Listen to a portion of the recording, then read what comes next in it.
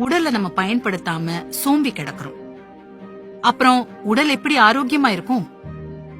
உடலை ஒழுங்கா பயன்படுத்தினாலே 100ல 80 நோயாளிகள் எளிமையா சுலபமா குணமாயிடுவாங்க. மிச்சம் இருக்கிற 20ல 10 நோயாளிகள் தங்களோட உணவு பழக்கத்தை மாத்திக்கிட்டாலே அவங்கள விட்டு நோய்கள் விலகி ஓடி போயிடும். உங்க உள்ளங்கைய ஒரு நாளைக்கு 1000 தடவை திறந்து மூடினா போதும், ஒரே மாசத்துல அந்த கை எத்தனை திறனுள்ளதா மாறுது அப்படிங்கறத நீங்க பாப்பீங்க. அரைகுறையா மூச்சு விடாம முழுமையா சுவாசம் செய்யறதுக்கு பிராணாயாமா கத்துக்கிட்டு அத பழக்கிக்கிட்டா உங்க நுரையீரல்கள் இப்போ இருக்கிறத விட பல மடங்கு சிறப்பா செயல்படுறத நீங்க கவனிக்க முடியும். ஒருத்தருக்கு தோற்றம் முக்கியம் இல்ல அப்படின்னு நான் சொல்வேன்னு நீங்க எதிர்பார்த்தா நீங்க ஏமாந்துதான் போவீங்க.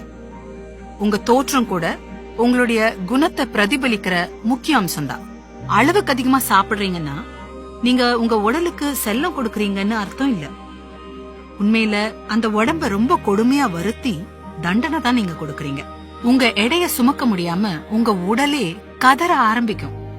உட்கார்றதுக்கும் எழுந்துக்கிறதுக்கும் உங்க எலும்புகள் போராட வேண்டியிருக்கும். இது ஆரோக்கியம் இல்ல, இது ஒரு விதமான நோய்.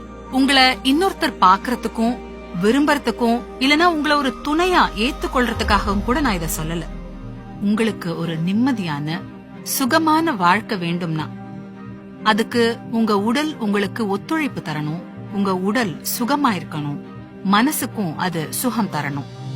நீங்க விரும்பினா உங்களால இந்த உடலை உங்களுக்கு வேண்டிய அளவுக்கு நீங்க மாத்திக்க முடியும்.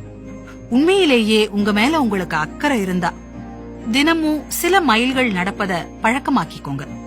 நிறைய தண்ணீர் குடிங்க, யோகா வகுப்புக்கு வாங்க, சொல்லித்தர்ற பயிற்சிகளை உண்மையா அக்கறையா செஞ்சு பாருங்க.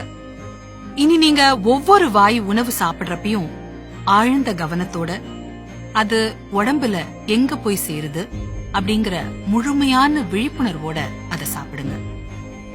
உங்க உடல் மட்டும் இல்ல, உங்க மனம், உங்க வாழ்க்கை ஒவ்வொன்னும் என்ன மாதிரி ஆக போகுது அப்படிங்கறதுக்கு நீங்க தான் முழு பொறுப்பு.